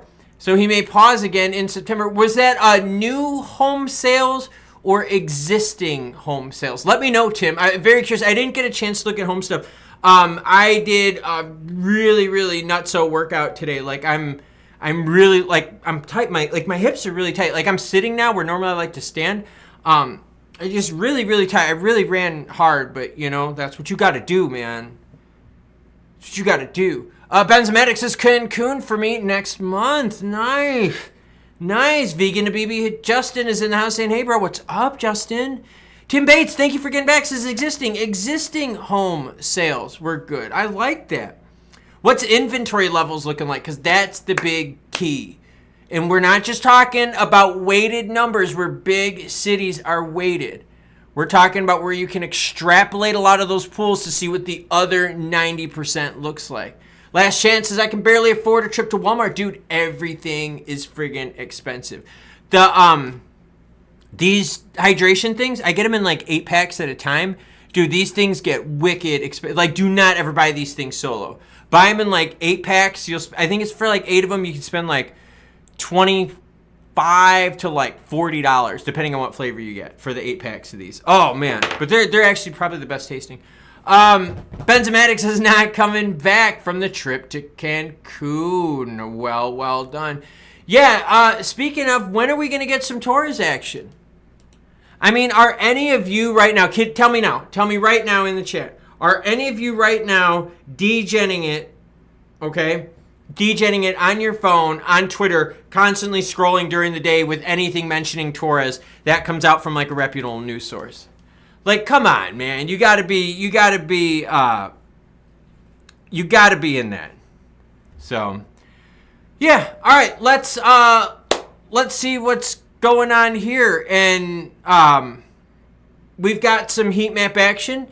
we expected this. I think that's pretty cool. I think that we gotta see what kind of action we get from the ETH ETFs after they get digested. And by the way, the ETH ETFs. Hold on, I gotta make sure I say this right. The ETH ETFs. There's a lot of outflows from Grayscale, and remember, the reason there's a lot of outflows from Grayscale is their fees are way too high. So now they can bail from Grayscale and move to another provider and pay way less in fees. Abdulaziz says, I'm renewing my X page almost every 2 hours. Dude, yeah, seriously, like how many of you on there on X, Twitter? I call it Twitter, all right, my bad. No, because see, I got X's and I don't like my X's, but I like Twitter, right? I like Twitter because you can get really good news feed. Really good news feed on that stuff, man. Meltdown with Mike says, if I find anything out about Torres, it comes from you. Thanks. Oh, thank you. I appreciate that. Yeah. I mean, the thing with Torres is this. I mean, okay. Who wants some degen action? Who wants degen action? Come on, do it. Say it. Who wants degen action? I just got the best one. Who wants to make this up? Make this pool up, okay? Who wants to make this pool up and start the biggest degen bet ever? You guys and gals ready for this? Here we go. Biggest degen bet. Who comes out with their action first? Torres regarding the SEC and XRP, Ripple? Or does Cody Ko come out to address his allegations? Which one happens first? Torres coming out? Or Cody Ko actually saying something about what happened? Which one is it? Tell me that would not be one hell of a prop bet. If someone wants to write that action down, seriously do it. Send it to me so that I can check it out. Seriously.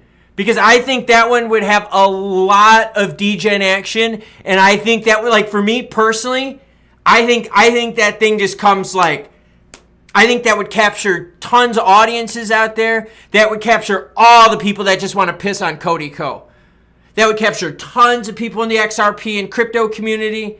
Oh, dude, whoever wants to make that, I guarantee you is going to make insane amount of money. Just make sure the house juice is big enough to cover your work. There you go. I just gave someone a business idea. There you go. Someone wants to make some late summer money. That's it right there. There's your prop bet for you. Which comes first? Torres or Cody Ko admitting what he did? Just throwing it out there. Just throwing it out there. Total degen hit. Tim Bates says, Klaus, I think a lot of grayscale outflows on Ethereum will now start coming back in after the Fed decision. That was a bit dovish and positive for crypto. Yeah, it was. That was very kind of Powell. That's what we were hoping for, right? That's what we talked about in the beginning. That was my best expectation. In terms of grayscale outflows on Ethereum, remember the same thing happened to the grayscale outflows with BTC, but we saw the BlackRock version more than make up for it. So you do have to make sure you look at the outflows from grayscale because it is important, but make sure you also extrapolate them to see if the rest of the funds are still growing to your expectations. Sweden's in the house. Hello, Patrick. How are you, kind sir? For those of you that don't know what a Cody Ko is, how do I do this one? Very, very, very popular YouTuber that did something very, very naughty. And since that naughty thing got exposed, he has been silent. So you basically get to bet on if a guy hooked up with gets busted by finally admitting it. Like, dude, this is sick. Like, it is a messed up story. Massive channel. Like, I mean, we're talking like 6.5 maybe million subs on one channel, 2 million on another one.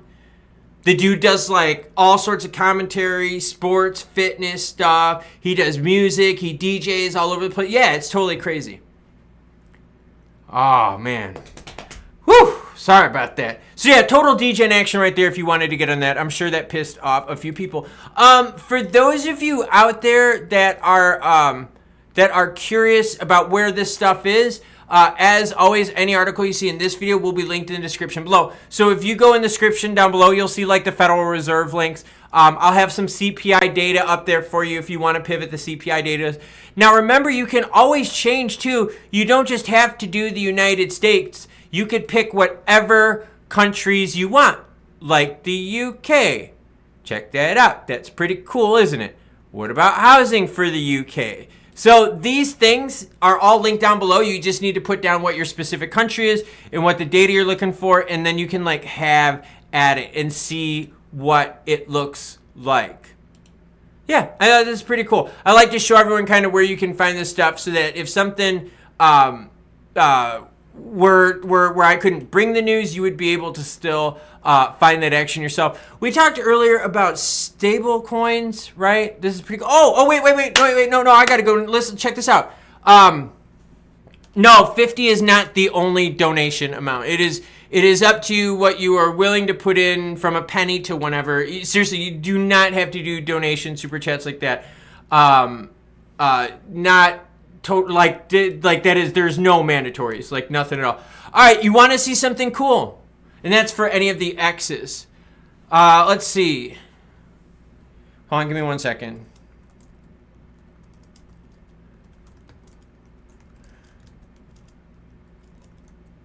I said you can support any amount, even a like is legit. Okay, girlfriend. Succinct Factuality says, does anyone think the U.S. is selling BTC to make room for XRP?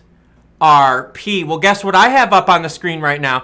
I've got the United States government wallets, all the action from the U.S. federal rallies. And right now, the United States government has $13.77 billion in crypto assets. Of that 13.77 billion, let me see. No, it's on the bottom of the screen. By the chat, there's a little dollar symbol there. But don't, like, yeah, it shouldn't say 50 only. But anyway, so we got the United States thing, okay? And essentially what's happening here is you can see that of the 13.77 billion that they own in crypto, they have 13.34 in BTC. That's pretty crazy, right? Right? I mean, think about that. That's pretty crazy. Let's customize this. Let's reject all of them. Suck my balls. All right. So tons in BTC. Well, what else do they got? Let's figure it out. They got 165 million in ETH, 121 million in USDT. So they don't have big USDT. They don't have big USDT bags. Jeez, I can't talk today. So that's not that crazy. Wrapped Bitcoin, 49 million. Only 23.5 million BNB. That surprises me. What about BUSD, the stablecoin that was once, a little bit more useful? 13.5 million. USDC, they have 10 million. They've got some DAI, some wrapped ETH, some TRX. That shocks me. They only have 1.96 million in TRX. They got some Render. They got some SHIB. Okay, so they don't even have 1 million in SHIB. That's crazy. That's crazy. Let's keep going. They got 705,000 Maker. They got some Nexo. I figured that because remember, the United States pushed Nexo out. I mean, we remember that because we've been covering that since. We've been covering stuff like way long ago. Oh, and I'm almost done with that drink, and I'm so happy. Hold on, let me see what else they got.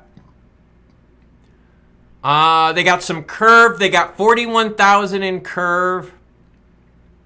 They got some Ape. They got some Avalanche. Not much. They have very little Avalanche. 7.8 thousand. Now we're getting into these little things. So yeah, they don't have any significant amount of XRP or XLM. Yeah, that's seriously. I just checked it now. And you could go on Arkham Intelligence and go to the United States government as the entity. Jeez, I can't talk. Let's see, holdings by chain. Obviously, it's biggest in Bitcoin, some ETH stuff, some BNB, some Tron, Avalanche. That's it. I mean, So yeah, no significant positions in XRP or XLM with the United States government. They are big BTC maxis. They are big maxis. Do I see XDC on there? Let me take a look at XDC. If there's tokens, I'll try to read them off. I know I went through them kind of quick. If there's certain ones you want me to look for, let me know. I'll just say like what kind of some of the big ones are. All right, there's some DAI. There's wrapped ETH. There's TRX, but I like I tell everyone, I don't do TRX.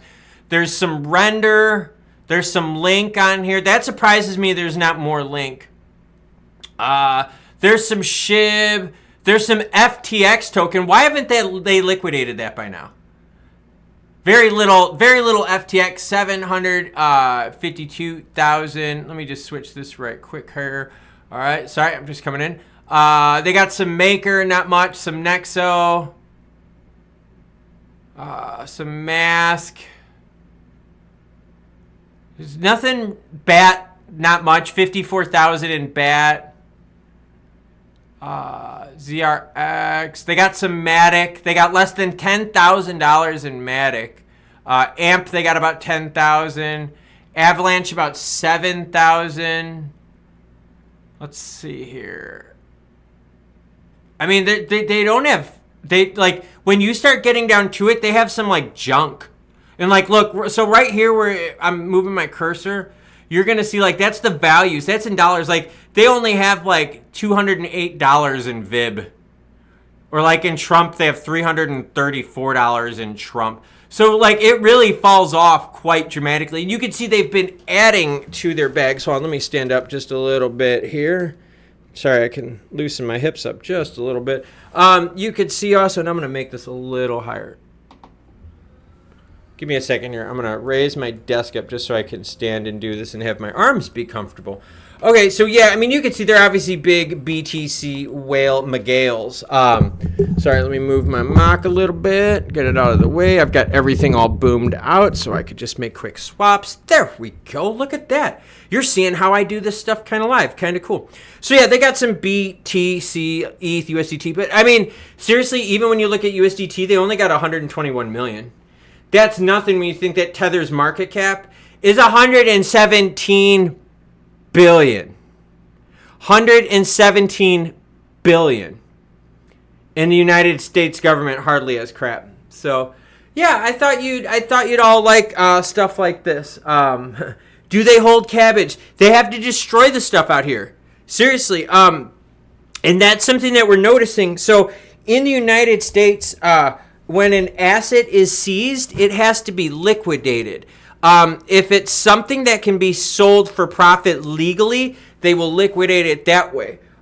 Something like drugs, which are like federally scheduled and stuff like that, they will destroy that stuff after it's done being used for evidence, etc., etc. So they do not hold cabbage. Maybe they take pinches off, like maybe they take a few OZs off the top. They skim it, if you get what I'm saying. But what's interesting about this is if you go now to what the United States government has, and give me a second here. Let me switch this on over to all. You can see the United States is really ramping it up. I mean, really ramping it up since 2021. So that's pretty crazy. See, Sweden's in the house. Yeah, Trip the hold cabbage, or as he called it, Gary Gensler. Let's see, what do we got? Last chance is XDC load up. It's going to pay the bills in the future. Things are always kind of rotating around. I'm telling you. I mean, when you look at it, remember, Ton, still holding good, was super hot, cooled off. BNB touched 600 a couple times, cooled off. Sol touched it a few times, cooled off. What about HBAR? HBAR's really pulled back from what it was before. ICP touched $20. That cooled off heavily. So like things are seriously rotating. There is money out there, but there's this bubble that rotates through, and you have to just kind of assume like it's just going to keep rotating. You're going to keep seeing things move, and the money's going to move, inflate it, and then people are going to leave, and it's going to be like catching a falling knife. I mean, H-bar was almost double the price where it's at now. So we've seen that with like almost all of these. It's just the market right now is focusing a lot on stable coins. You're seeing a lot of growth with Tether. You're seeing not as much growth, obviously, with PayPal's PYUSD. I mean, you know, just saying it exactly how it is. Let's get back to your comments because, yes, you, the viewer, matter most. Let's see. Benzomatic says, Gensler leaving in January. Word is, don't let the door hit you. Okay, so here's how it would work with Gensler. If Kamala wins, there would be high chance that Gensler keeps his job. High chance. I mean, like, I would not put money against it. That'd be like throwing money into a toilet, dude, and you do not want to do that. Now, if Trump wins, Gensler is gone. He will most likely resign before Trump gets rid of him. Just throwing it out there. Like, I'm just being honest with everyone. Gary Gensler's future is all dependent upon who wins the election. Now, I just want people to think about this. When it comes to voting in crypto, there's a lot of people that don't like Gary Gensler. There's a lot of people. I mean, a lot of people. It's not just crypto people that can't stand Gary Gensler. Ag cannot stand Gary Gensler. Because Ag's had some problems with all their green crap when it comes to their financials. Their environmental junk that they have to go after. It's dumb stuff. So Ag is on like the anti-Gary Gensler. I mean, there's tons of people out there that do not want Gary in their backyard. Let's see, last chances. Man, all this ISO is going to bring some money. Maybe not millions, but it's not going away. It will be used. But when does that money rotate into them, and what kind of strength do we get? I'm going to be honest with you. The only thing I am really nervous about when it comes to XRP is that you don't see it do what it did last time with Torres and slap down fast. That's the only thing I'm just nervous about, is that you're going to have that same play that happened with Torres originally. Here, let me show you really quick just actually how fast this was.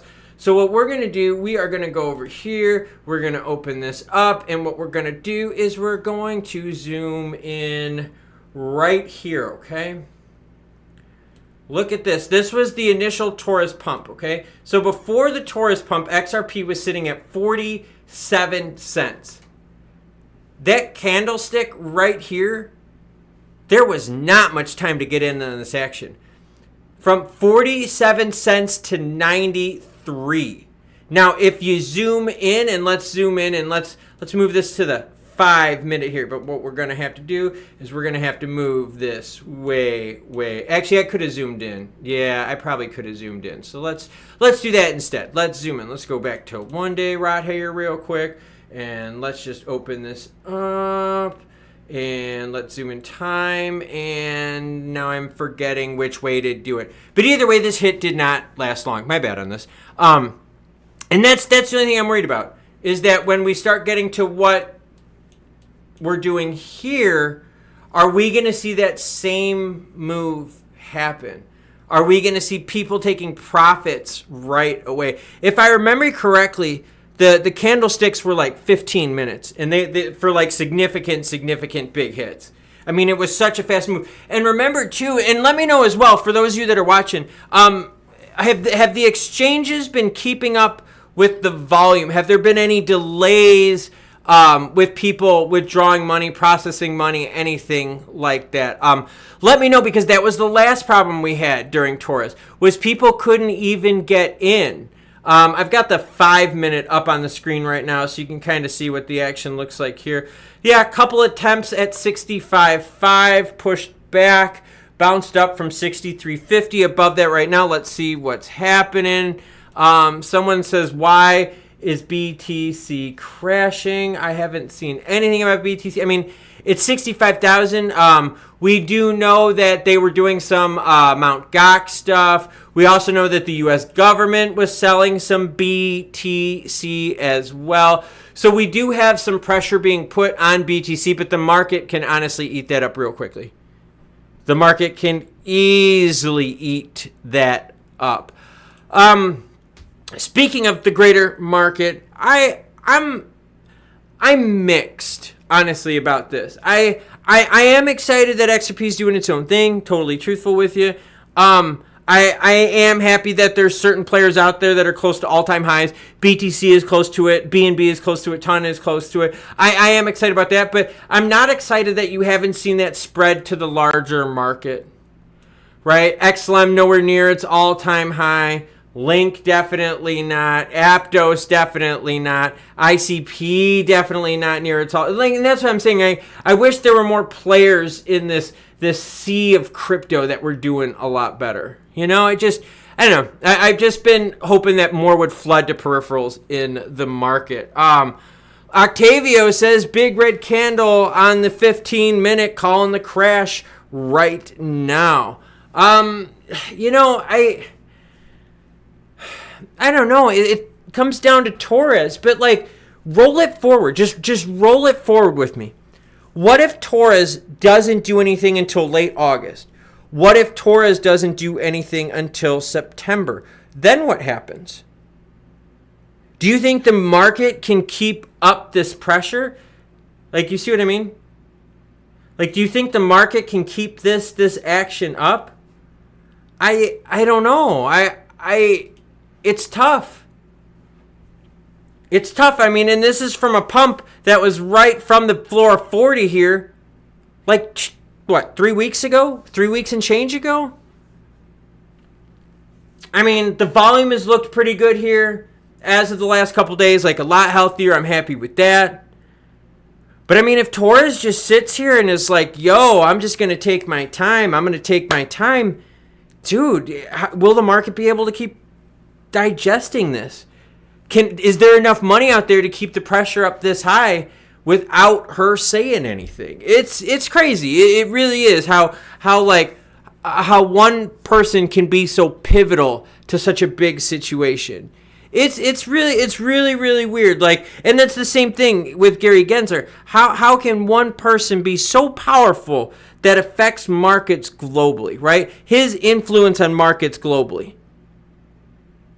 You know, Gensler, Powell, all those players have big power, big global influence. I don't know. I don't like it when one person's got all that. I really think that, like, a lot of these organizations, their heads of them should be committees. They really should. Split halfway through, you know, make sure it's bipartisan, whatever you want to call it, split halfway through. And if you can't figure it out, then there's something wrong with you. Just throwing it out there. All right, what we are going to do is we're going to end the stream at 4 p.m. Eastern Time. So get your last minute questions in now, guys and gals. We are looking at going about the next 8 more minutes. Let me get a quick drink right here.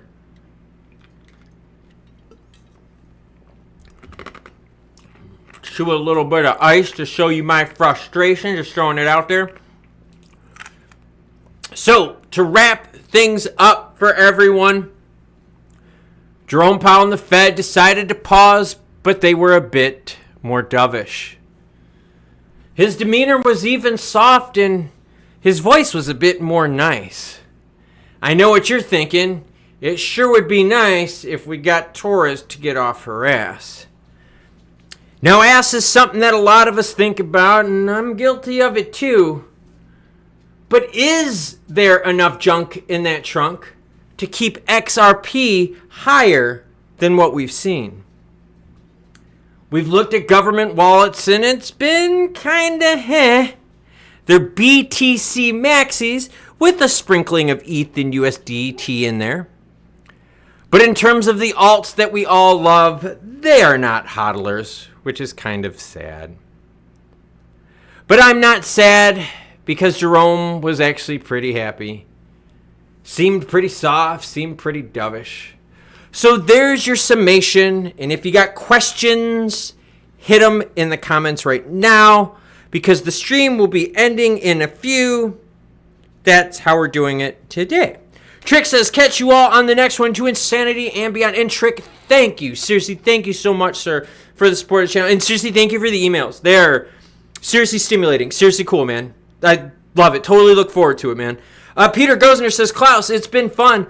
I'm going to go do some yard work. Thanks for everything you do. You the man. Well, thank you, Peter. I appreciate that. I really do like bringing you the news, and I like trying to bring it as independently as I can. I know I have my biases, and I try to make sure that when I report, I do bring some both sides action for you so that everyone feels like you're getting a fair shake on the news. Patrick Dalton says Sweden is out. Yeah, thank you to all the fans across the pond. I mean, international viewers, holy crap. Tim Bates hanging out with us, giving us the info on housing. Thank you, Tim. Appreciate it. Good times, Klaus. Thank you, Tim. I think I might train one more time today, see if it loosens up my back and my hips a little bit. I might play a little bit of basketball, might lift some weights, just kind of see how I feel. I'm feeling a little bit better now that I got to sit a little bit. I'm standing it again, so you can see I'm a little bit more freely moving. But we are right now chilling out with just a couple minutes left, so hit us up with the last minute questions. And what did you think about my D-Gen idea of what comes out first? A Torres verdict or Cody Ko saying something about his naughtiness? Dolly Lal says, Danelle Dixon, as my son would say, Meridian 2024 lineup is lit. I honestly don't see much news coverage with Stellar and XLM, and I'm not saying that in a negative way. I'm saying in a statistical sense, on the news aggregator sites, I definitely don't see as much coverage, and the reason why is because there's not as much trading volume. So what they do is they just play the numbers, right? Like you see how big BNB is. This is XLM right here.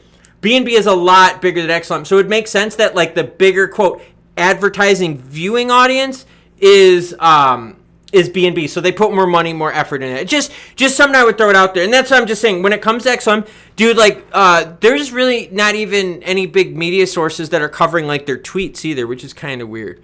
And we know that there's a lot of action that comes across with tweets. We know that Binance talks a lot with tweets. Armstrong talks a lot with tweets. So it's just kind of messed up. Let's see. What else do we got going on? I missed the update of Sol. Was presented. Let's take a quick look at the government's wallet and see if there was any big Sol. I'm gonna look for Sol quick here to see they own 13.77 billion total in crypto. Let's see if any of it is Sol. Dude, I am getting way down on this list where like they hold like a penny of something. No, they are not Sol holders. So no worry about the United States government selling Sol on all of us. Calculon says defense wins championships in the fourth quarter. Having a great pitching lineup, having a strong bullpen, and having a back end that can hammer it down is great. But you can't win games 0-0. Sometimes you got to slug some home runs. Sometimes you got to swing for the fences. So make sure you balance that defense with some offense, because otherwise you're going to be losing 1-0 all the time.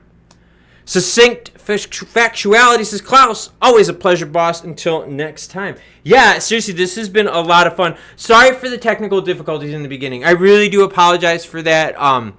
My dog hit the cord and it messed up my sound, and obviously I'm having feedback problems. So I have several monitors. So I've got one right here, which is on a whole separate system, and I've got one right here, which is on a totally different system. And then I've got a smaller one down here, which I rarely ever use. Naughty Klaus, because I could use it for something. But anyway, so when the dog knocked out the sound, I put Jerome Powell up on the screen. Dude, I couldn't even hear him. I'm sitting here and I'm like, oh, screw it, I'm gonna have to kill the stream. And all of a sudden I see everyone in the comments go, no, bro, we can hear it. And I'm like, dude, I can't hear it at all. So then I went to my feedback one here, and this is what I kind of run my terminal from. So I went to this one here and I'm like, yo, I don't even have sound on this one either. And I was like, neither of these are connected. I ended up putting the sound for JP on my phone and just watching it from there. But it was still cool to hang out with y'all. I just felt bad about the technical difficulties. It's really hard to do live broadcasting. In terms of if something technically goes wrong and you have to boot the stream and restart it, there's so much that goes into firing up a new stream so you don't miss out on stuff. So yeah, I do. I definitely apologize for the technical difficulties, but thank you everyone for hanging out and sticking with us. This has been an absolute pleasure. Like, it really, really has. So, all right, everyone. I'll catch you cool cats later. I'm going to hang out in the stream. As always, choo-choo, bitches.